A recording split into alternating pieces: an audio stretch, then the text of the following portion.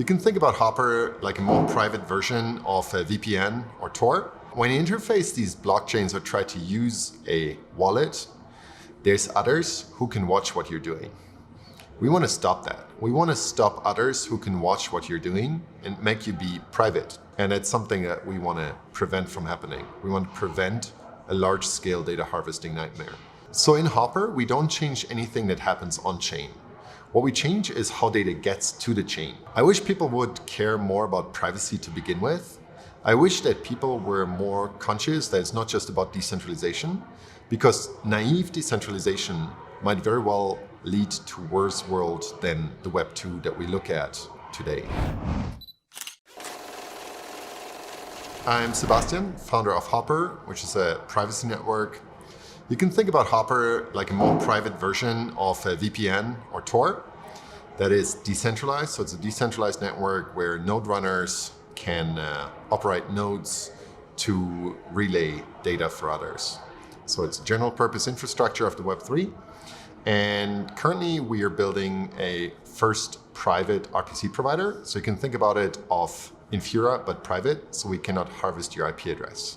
So that's called RPC over HOPR, in short, RPCH, and we launched it just this week. So when you interface these blockchains or try to use a wallet, there's others who can watch what you're doing. We want to stop that. We want to stop others who can watch what you're doing and make you be private, to choose what you want to disclose about yourself and what you keep private. HOPR is actually a solution to retain metadata such as your IP address, usage patterns and so on from your internet service provider and other third parties that can see what you're doing in real time and harvest that information. So in HOPR, we don't change anything that happens on-chain. What we change is how data gets to the chain, means to the RPC provider, for example.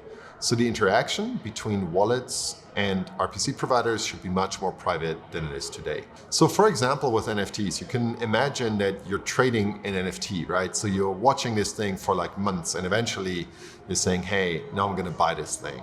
And in that very moment, somebody's been watching you all this time, knows what you're interested in, is gonna front run you. And I'm not talking about the usual front running where people observe the mempool.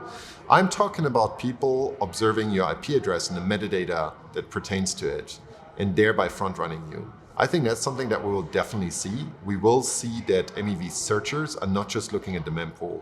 And that's something that we want to prevent from happening. We want to prevent a large-scale data harvesting nightmare. I don't know if it has actually happened at this point already, but I think it's kind of, it doesn't take a lot of imagination to imagine that searchers need to de-risk, because searching is getting more and more competitive.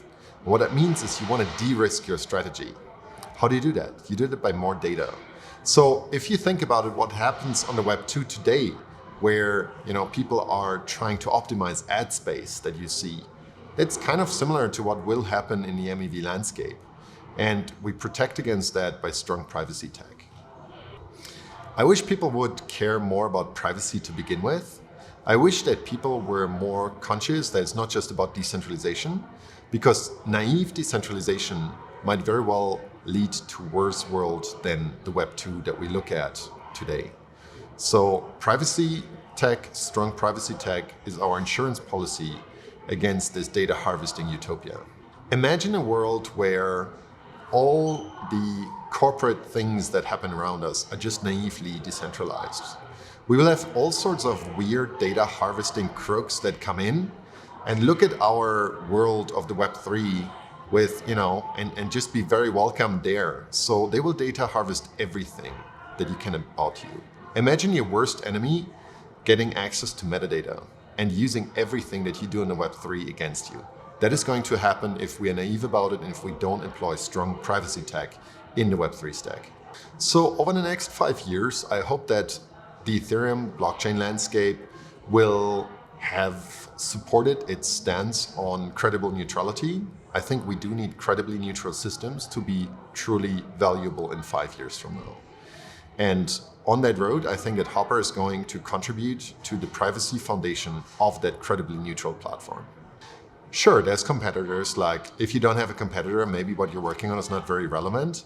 But I think the Web3 is such a big playing field and there's so few people using it that doesn't worry me at all. There's enough playing room for all of us and there's just an infinite amount of opportunities that we should just collaborate on. What separates us from the rest? I think we're really committed to making the Web3 a better place. So I think we are having a very collaborative attitude to how to make Web3 a safe place for everyone. Yeah, sure. So I was interested in the Bitcoin space, like many did. And I thought that's interesting and I can make money by trading. And that was like a bull market. It turned out when the bull market was over, I was actually a pretty horrible trader. And ultimately, Ethereum appeared. And Ethereum appeared, it was this new thing to me. It was actually, I've always been coding. And there was something that I could code which I could never do before, which was I could code money.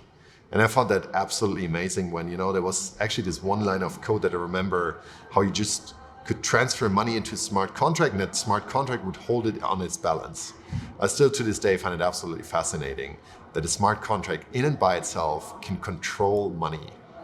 That was just fascinating to me. I don't know. I don't really think that we have any mainstream applications at this point, and I don't think we will see any mainstream applications in the next at least 2-3 years. So that's fine for me. Like we're building the infrastructure that so much will rely on, and we're getting it ready for prime time. I don't think there is a mainstream app that will survive for the next, 5 to 10 years.